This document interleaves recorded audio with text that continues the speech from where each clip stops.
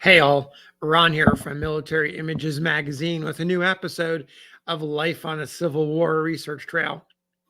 You know, when I look at the 160 plus year old portrait photographs left behind by soldiers as a remembrance of their Civil War service, I study the uniforms, I look at the weapons and examine all the different aspects of the material culture. Then I look at the backdrops, the props, any inscriptions that might be on the photograph or any materials that came with the photograph. Of course, if the image is identified, I spend hours and hours researching their lives and their military service, trying to find out what it was that motivated them to join the Army and what their overall experience was like. One thing, though, is that I don't dwell so much on the act of taking the photograph. For example, look at this soldier here. He's dressed in his uniform. We have a good sense here that he has probably recently been issued his equipment, the musket, the cartridge box. You can see his shoulder sling there. He's got his belt on. He's ready for action. He's standing proudly there. He's outdoors. There is a man standing nearby, might be a comrade in his company, might be somebody else visiting. It clearly appears to be some sort of a camp scene. You can see the photographer's makeshift studio with images of his wares, the photographs, examples of his photography crudely tacked to the wooden wall of the studio. You can see more outbuildings in the background, and you can imagine outside the frame, if we were to look at this photograph in context, there's probably a bunch of guys who are waiting in line to get their photograph taken, making small talk and laughing. Meanwhile, the photographer is busy inside that little hut taking photographs as quickly as they can, putting a lot of cash in their pocket as a result.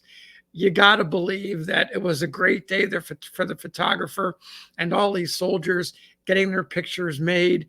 And a few hours later or the next day, an assistant has been busily processing them all and then delivering them, or the soldiers come by and pick them up. And then, of course, those images are maybe sent home or kept for a while. So it's all part of the excitement of what the moment is all about. And so you got to wonder, what was the motivation?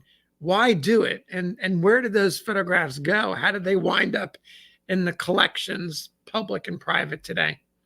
Like so many parts of our lives, there's myriad reasons and motivations. I came across a few newspaper ads and stories that provide a little bit of insight, a little bit of a flavor to give you some sense of how images like this one and others by these soldiers who marched off to the galleries before, during, and at the very end of the war to have that really important keepsake, that memento made. So let me start with this newspaper article. I'll call it a news brief. It comes from the Morning Democrat in Davenport, Iowa. It's from the fall of 1861. It's a page one story, and it is located, or the date line would be the Davenport, Iowa Barracks and Camp McClellan. So here's the news brief. It says, the soldiers at the portrait galleries. On Sunday, the soldiers at Camp McClellan and Davenport Barracks got their uniforms and came out as gay as new sense. So language of the day, the vernacular of 1861. This rejuvenation among so many good-looking men produced a general desire to have their pictures taken, and on Monday morning, the rush commenced on picture takers. Decked out in their brand new suits, all covered over with bright brass buttons, tape and embellished with brass mounted hats with ostrich feather attachments, and furthermore decorated with a cavalry saber or musket, as the case might be. They sat for their pictures by hundreds. These were sent home to parents, wives, children, and sweethearts in generous profusion, that they might see how soldiers appeared when decently dressed and equipped for military service. The photographers had a good time of it. Many a loving heart will be gladdened at the receipt of the military pictures. So here we get a good sense of the excitement of you and your peers getting that photograph made. And then who is it for? It's for the loved ones, and the idea that they're going to want to see you in your uniform and something for them to keep.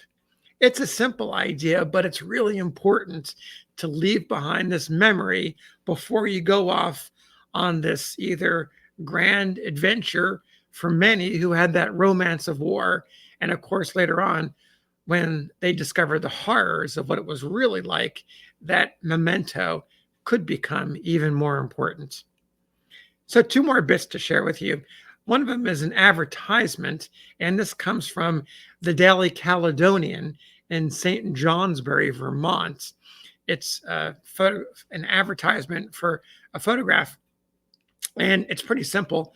It says, "Attention company, pictures of soldiers taken at the St. Johnsbury Portrait Gallery give the uniform in its proper colors. Every soldier leaving for the war should have a negative photograph left at the St. Johnsbury Portraiture Gallery, from which the friends may procure as many pictures as desired during their absence. Such negatives of soldiers will be taken and preserved without charge." So, for those of you who are students of Civil War photography, you know that the paper images that became popular, the albumin prints that became popular during the war, were made from negatives. And photographers would preserve those negatives so that you or your loved ones, as the ad says, can come back at any time and get duplicate copies made, the last as good as the first. So here they're talking about this idea of preserving your likeness for the distant future. A great little reason to get that image and preserve it forever. The other ad comes from the Nashville Daily Tribune in Nashville, Tennessee, and it dates from the fall of 1864, a little later in the war. And it talks about you, the soldier, keeping the photographs of loved ones for yourself. And it says, "Soldiers photograph albums for 12, 16, and 24 portraits.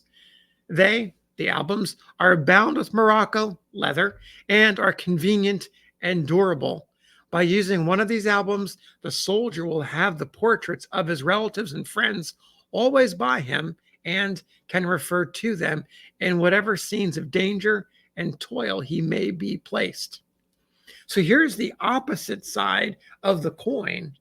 The first advertisement is you getting your photograph taken for the family and friends and other loved ones back at home. And here we're talking about a photograph, a portable, a thin album that you, the soldier, can carry in your backpack, in your vest pocket, of your family back home, of your friends in uniform. Maybe you want to carry a picture of your commanding general or the color bearer of your regiment holding the colors. Whatever it is, there is a place for a photograph album to suit your needs for you to carry. So when you go off into battle or some dangerous situation, you're maybe not going alone. You have the faces of your family and friends and comrades along with you in photographic form. So there's a little bit of the backstory on photography, the motivations for having that photograph made, and ultimately just how important they really were to the Civil War generation. So thanks for listening. We'll see you on the next episode of Life on the Civil War Research Trail.